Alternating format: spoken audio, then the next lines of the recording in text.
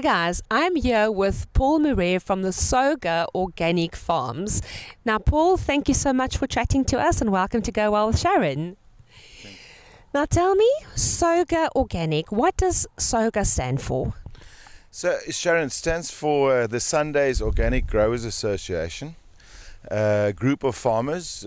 We got together in about 2005. We started and pioneered organic citrus farming in the Sundays River Valley, if not in South Africa. And so it was new. There's no blueprint how to do this. And we got together in terms of sharing best practices and sharing, experiences and the mistakes, the good things, the good and the bad, and also to pool and combine our fruit together so that we can organize packing facilities and programs overseas for our fruit. Yeah. So the Sundays Organic Growers Association is basically the farmers that started out in 2005. Okay, absolutely awesome. And now tell me, are these all individual farmers that have just basically banded together for a common purpose? Yeah, we are farming our own farms and we own our own farms, but we collaborate in terms of, combining our volumes and in terms of technology and in terms of our learning experience. We sort of share that on a best practices way, yeah. Absolutely awesome.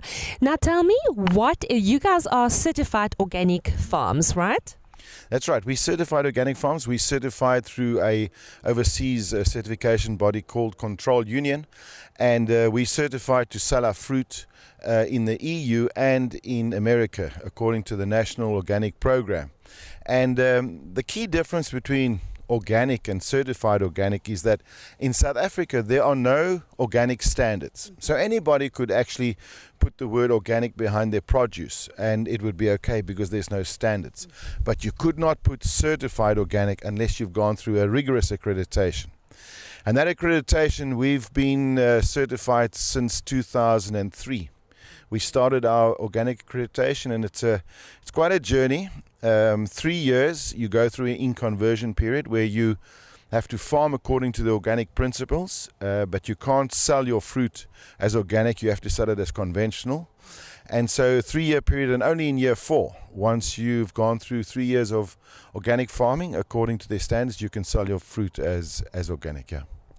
That seems like quite a process.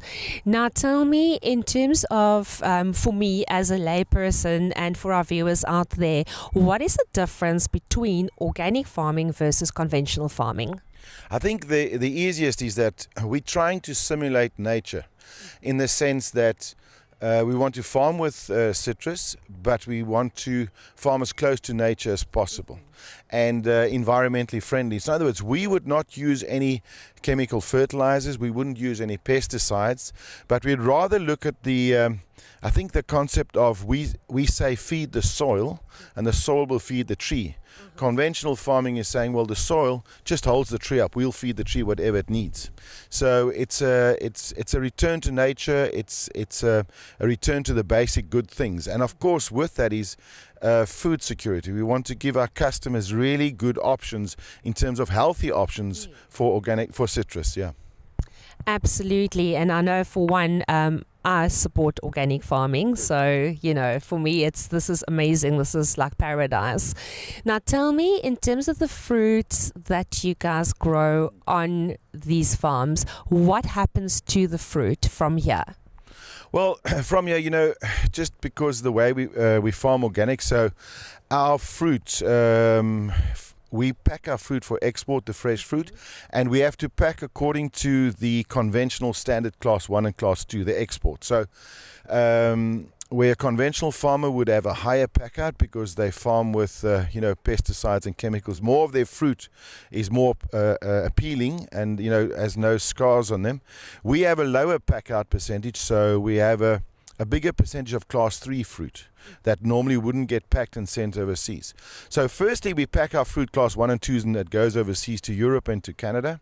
And then the balance of the fruit, the class 3, if I can say. We've started our own juicing factory here on the farm. In 2012, we started our own juicing factory. And we actually take that juice and we process it and make what we call NFC juice, not from concentrate. It's just the juice squeezed out that orange, caught up, immediately frozen. We put it in a 200 kilogram drum and we export it to Europe. And there they take it and bottle and give their customers organic orange juice. Yeah. Absolutely fascinating. Now tell me the process of actually squeezing this juice out. What happens to the waste from this factory? So the waste, basically the waste that there is the peels and the pulp. The juice we take out, the essential oils that we take out, extract that, and that also gets sold. But the waste basically gets fed to our cattle. A part of the waste, we feed it to our cattle. The cattle then provides us with the manure, and the manure we use in the compost to make compost to put back on the trees. Now, the cattle can't eat all the waste, so we also we have a couple of farmers in the Karoo area, and they've been going through really hard drought areas. So we allow them to come and fetch that waste. We don't charge them for it, and they feed it to their animals. Yeah. Oh, that is absolutely stunning. And I love that idea, the complete circle, nothing goes to waste, and once again feeding the soil, right? Yes. Absolutely. It's a complete closed system we have on the farm. A big part of the compost is wood chips. And so we chip down all the alien vegetation, the windbreaks, and we use that to make compost. All the prunings from the trees at the end of the year, we chip that up, we put that back into compost. You put it through a compost process, you take the manure from the cattle that have been fed organic grass and organic oranges. We add that to that, we make good compost, bring it back into the orchards, and that feeds, and then we grow oranges, and the whole cycle begins again. Absolutely fascinating, as you say, just like nature intended. Now, one thing that I've observed being on your farm versus a conventional farm is there's stuff growing on the grass or between the trees. So you don't see that on a conventional farm. Why is that? Well, on a conventional farm, they would consider any grass or any weeds growing as competition for the tree. We see it completely different. That grass that's growing there, it's taken energy out of the soil. So we come in mechanically, we cut it. The grass falls down on the ground. The grass rots, goes back into the soil, feeds the soil, and more comes up. Feeds the earthworms. The earthworms make nitrogen. So for us, it's called green mulching. So every time we go through here, cut the grass and it lies on the ground, it decomposes. The earthworms eat it. The earthworms make nitrogen. The tree takes the nitrogen, makes more lemons. And it's a complete closed circle. It's like nature. If you walked into a forest in Nice now, you see a lot of litter on the ground, and you see leaves and you see grass, but somehow no one fertilizes those trees, no one sprays them, because nature knows what it's doing, and we try and mimic that. Yeah.